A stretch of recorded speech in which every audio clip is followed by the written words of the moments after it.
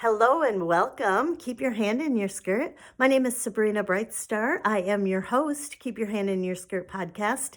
Today's topic is the Stairway to Heaven convention, my big, amazing takeaways from Bashar, April Elizabeth, Laura Eisenhower. So I want to share with you how this weekend, how amazing it was, and some of the golden nuggets that I received. Before I get into it, I would like to please ask you to like and subscribe this channel. Thank you. So what's really funny about like and subscribe this channel is April Elizabeth started, right? She started she had like an hour and 45 minutes. She started it with like, subscribe, hit that like or smash that like, or you know how people say it. And then she started laughing and she's like, oh, I'm live. I'm not on YouTube. So that was hilarious. April Elizabeth is amazing on YouTube. I was introduced to her maybe a couple of years ago. I have a girlfriend who thought I would really like her, and I instantly really liked her. I instantly recognized her essence, her soul signature. So as great as April Elizabeth is on YouTube, which she's phenomenal, in person,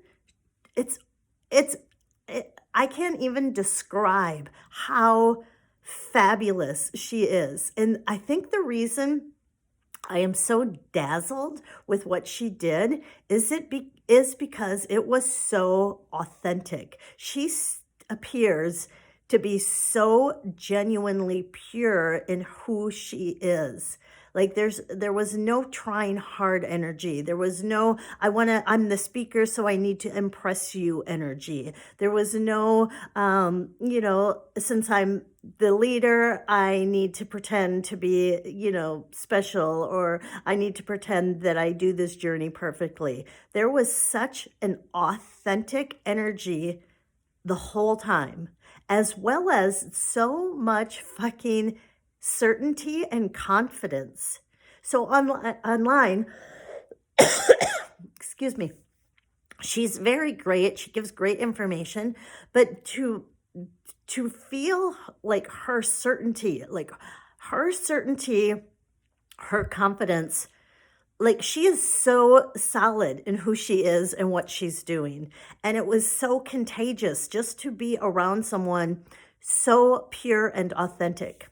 Some of her takeaways, she said she compared what's going on, and apparently Las Vegas, we were in the Pyramid Hotel, the Luxor, and apparently that sits on a ley line. And on these ley lines, they're super powerful, right? These ley lines, they're like portals, and they're super, super powerful. And that portal, they call it Las Vegas Sin City. So it's been a city that creates or promotes a lot of drinking, a lot of gambling, a lot of sex. In the bathroom stalls, there were always announcements about sex trafficking. Apparently, like, just really shady, dirty, heavy things happen in Las Vegas. And so the intention of having this Stairway to the Star convention was to bring light to the city, was to use this ley line, this portal, as leverage to something really, really good. So April Elizabeth gave this example of, when you're starting to boil water, and then at first nothing's happening for a while, right? You turn the water on and it doesn't look like anything's happening. And then all of a sudden you get one little boil, and then one little bubble, and then another little bubble. And so she said when she was checking in, that's how she saw everyone who chooses to be a part of this great awakening. We're like a little bubble. We're a little bubble. But a huge boiling is about to occur, right? A huge mass awakening is about to occur. The great awakening, right? This massive, imagine when it really is boiling. It's just going crazy, crazy, crazy, right? Water spilling out, everything's going nuts. So she was really very direct, very kind of like tough love, I want to say. She was being very tough love that it's time to stand up. Stop hiding, stop playing small, stop like dimming your light, stop not acknowledging who you really are and what you're here to do. Like, it's time. Like, we've just been playing so little, like that little tiny bubble that starts boiling. But this great awakening is happening. This huge shift is happening with the consciousness. And we came here. We volunteered to come here for a reason. So stand up, be seen, and do your job, do your mission.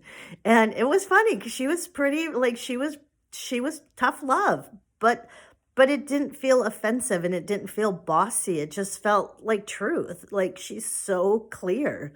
And then the other thing, one of the other tips that was a big takeaway for me is she talked about so many of us in the light and love community, right? So many of us in the new age community, the way showers, the light workers, the star seeds, whatever term you like.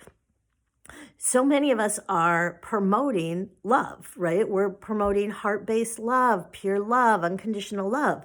But so she called everybody out and was saying, like, have you mastered self-love?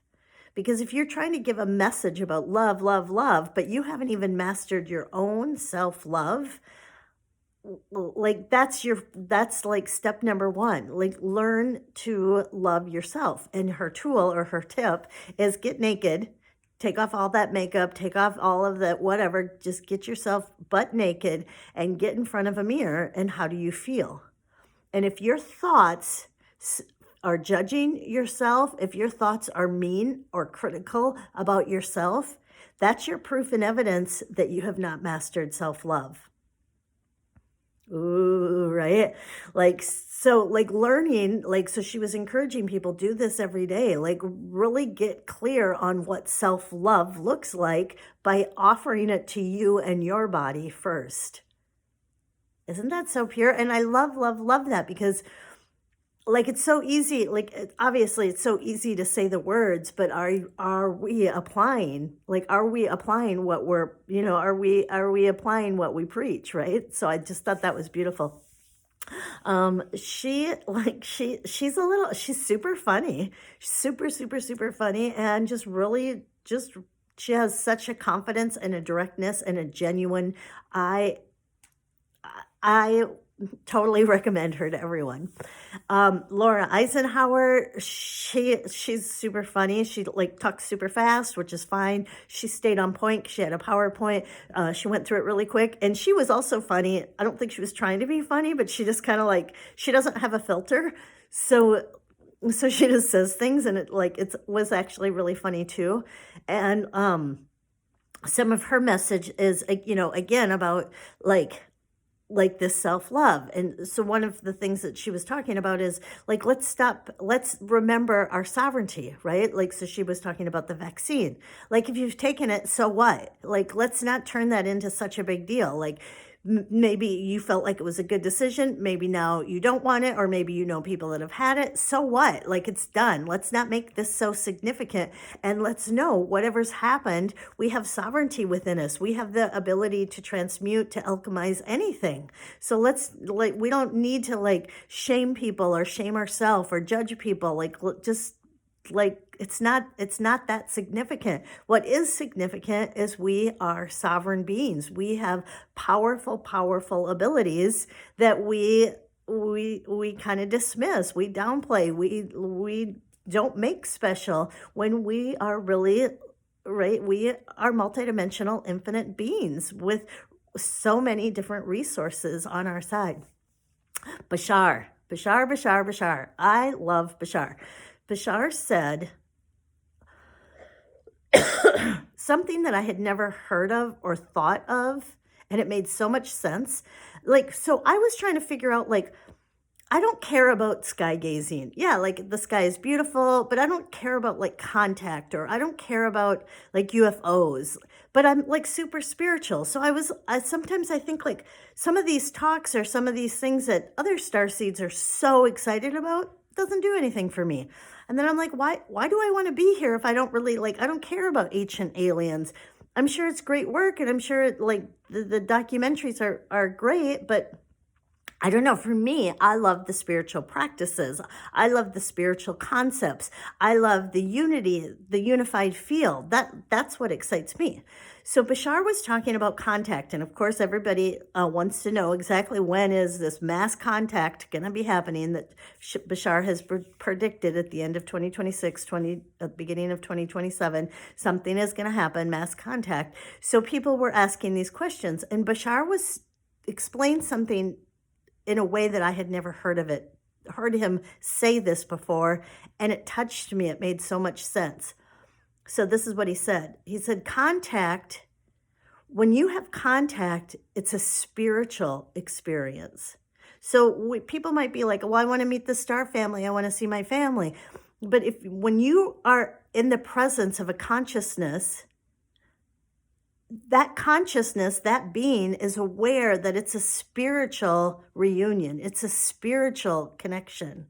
And because we live on the separation planet, right? We think we're separate from everyone. So he was saying you actually are going to feel like you're going to die. Like if your consciousness, the part of your consciousness that thinks you're dead, like that thinks you're separate from everyone, if you had contact with a star friend, you will feel like you're going to die because you won't be able to hold that spiritual experience of knowing we are one. And so it's like the death of that it's literally like your body will like fry and it will like go into like a death. It will think it's dying because it's that concept of really, really let go, releasing the separation program can be too much. So he was saying it's all up to you. Like it's in the indigenous tribes, contact is already happening. A lot of people already have contact with their star family.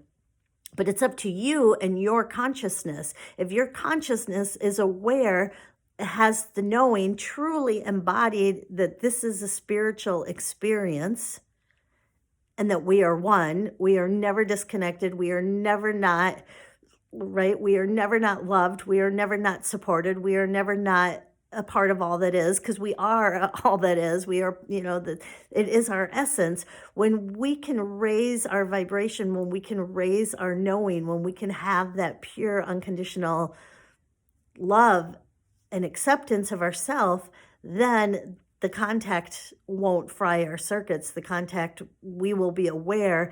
It's the spirit in me is going to connect with the spirit in the star friend, right? So we can start doing that now. We can start like knowing that the spirit in me can be at one with the spirit of you. And I really love how he's saying like there is no past, there is no future. All we have is right now. The past is a lie. Tell a new story. The future is a lie. Tell a new story. Right? Because with all of these different realities that we are accessing, every time we lock into a story and we tell a story about our past, we're locking that in. We're making that so solid. Then there's no room for any fluidity for that to be tweaked. And then we start remembering stuff. That's why people can all watch an event and they'll tell it differently, right? It depends on your frequency when you saw that event. It depends on your set point when you witnessed that event. And we can change, right? We can change the past. We can change the future by changing our now. So tell a new story. Pick a timeline of that most makes your heart sing. Pick, people do things to you or life is happening for you. Look at your beliefs. Are your beliefs supporting you so you have access to more support, more resources, more allies? Or are your beliefs creating more fear, more lack, more limitation, more scarcity? Your beliefs, your choice. So it was a fantastic convention. I met some amazing people, soul family, soul family, soul family. The one thing April Elizabeth said that I was really proud of her for saying, she said she knew the gentleman, Alan, who created this conference. And she was saying she's been to a lot of conferences and a lot of them, maybe they care about community, but she said they're also financial. They're about profit. They're about, spirituality is a business, right? Spirituality is a business. So just because, right, and people get confused. People think like, oh, it's spirituality. No, it's still a business. It is a business. And some people are using the business for profit, or they're using spiritual terms, spiritual concepts, for profit. So just that's an awareness to have. You can do what you want with it.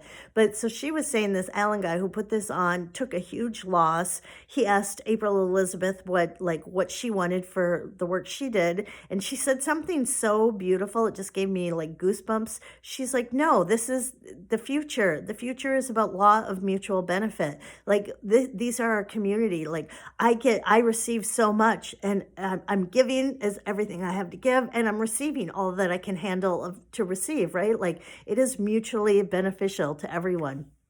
And I just thought that awareness of this new timeline is possible. I'm witnessing it happening. I'm witnessing different people do these amazing things.